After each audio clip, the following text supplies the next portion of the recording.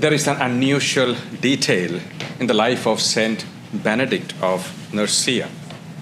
When he began his monastery in 6th century Italy, he didn't start by training people to pray better.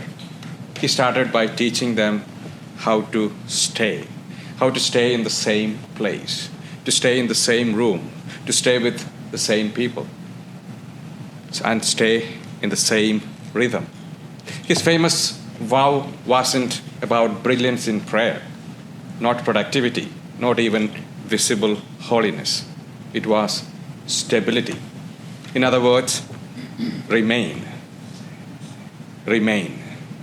And that sounds unimpressive until we try it. We stay physically, but mentally we are everywhere else. And if you want to test this, try sitting in silence for 10 minutes. By minute 3, you will have planned your dinner, solved a work problem, replayed an argument from 2007, and possibly composed an imaginary speech that you will never give. Your brain will have traveled across 3 continents and remembered something embarrassing from 10 years ago.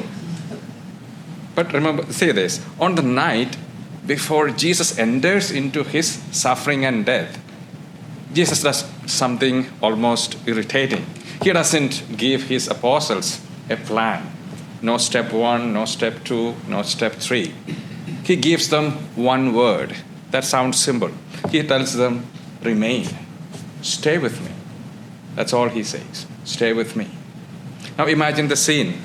The disciples, they are monks in a quiet chapel. They are restless, opinionated men. Peter can't even remain consistent for a full evening. He goes from, I will die for you, to, I don't even know this man, before sunrise. The others, they scatter too fast, like people leaving a meeting that's gone too long. And Jesus, knowing all this, still says, remain, stay with me. We often underestimate that kind of staying. In family life, it looks like a parent sitting with an upset child, not offering solutions, but simply being there. It looks like a spouse remaining present even when the conversations has gone cold or awkward. It looks like showing up to the same work every day when there is no applause, no visible reward. A man once told his counselor, I think my marriage has lost its spark. The counselor asked, what do you do every day?